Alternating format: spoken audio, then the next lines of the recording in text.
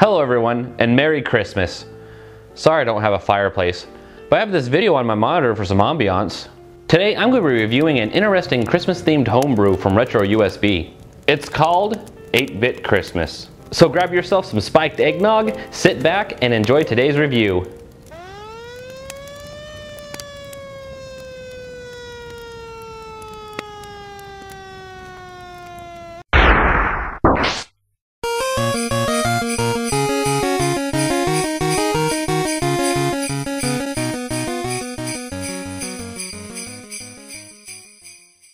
This is 8-Bit Christmas. Developed by RetroZone and sold on RetroUSB.com along with other homebrews and reproduction games. RetroUSB also sells the Power Pack development tool, a great Christmas gift for the aspiring game developer in your family. This is a discontinued title from 2014. RetroZone has been developing 8-Bit Christmas since 2008, with each game being more different than the other. The 2014 title embodies a very popular arcade game called Killer Queen. But what is Killer Queen? Killer Queen is the fourth collaboration between Josh DeBonis and Nick Macross. Originally, Killer Queen was a physical field game, being played with foam swords, fun balls, and plastic crowns. The first cabinet was built in Millbrook, New York, and took over 27 man-days to build. Since then, Fun Company in Wisconsin has been building the cabinets and shipping them all over the world. The game pits two teams of 5 players against each other. You have 3 different ways of beating your opponents, either by bringing the snail god home, filling your hive with nectar, or by killing your opponent's queen 3 different times. One player on your team is designated the queen, while the others are in charge of either taking the snail home or filling up your hive. That's the short version of the story. Now back to 8-Bit Christmas. This version only pits 2 teams of 3 against each other, but is the only NES game able to support 6 simultaneous players. Don't worry though, you're still able to play solo too.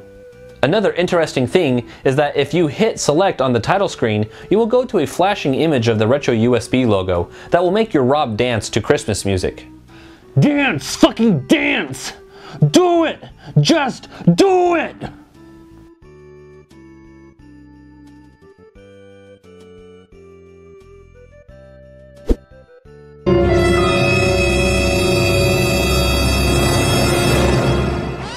Probably explains why there's a Rob on the label.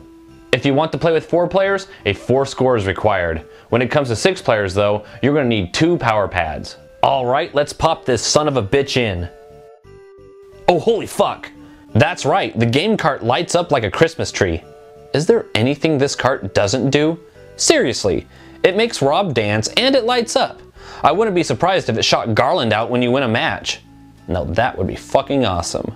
Immediately you're greeted with a shot of Rob wearing a Santa hat and holding a candle. This image is accompanied by 8-Bit Christmas music.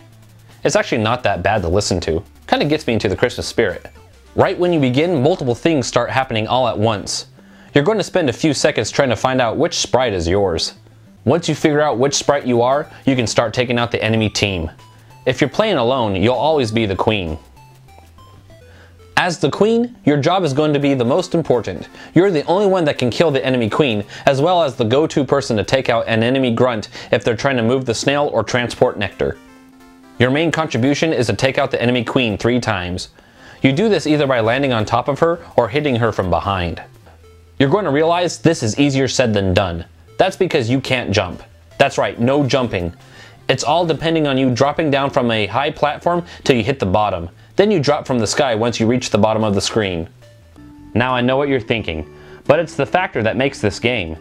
In my opinion, this game would be a lot more boring if you could just jump at will without having to strategize a little bit. In addition to no jumping, there's no attack button either. Your kill depends all on how you contact your enemy's queen. A lot like Joust. Watch out for enemy grunts trying to take the snail god home. Killing a grunt is as easy as just walking by them. Grunts can also walk into this chamber and transform into some oversized brute.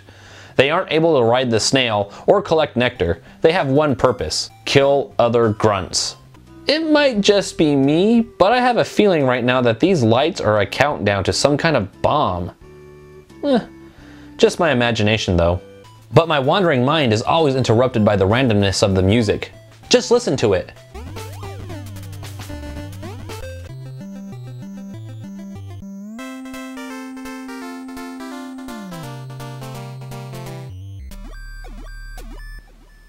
And no, I did not edit the music to cut like that. It just can't make up its mind. It keeps changing the song at random. It's like the game has ADD and gets bored with the current song. Reminds me of driving with that friend. You know, that guy or gal who likes to put on one song, let it play for 15 seconds, then turns it to the next song, only to change it in like 5 seconds later. You just want to rip that stupid thing from their hand and throw it out the car window. Fuck it, the entire car's stereo. I'd rather sit in silence. The friendly AI is very dumb. They generally like to go for the snail or the chamber to transform. Your best bet as the queen is to camp the platform with the snail and wait for the enemy queen to get closer before you engage her. Killing the enemy queen is the best way to take the match.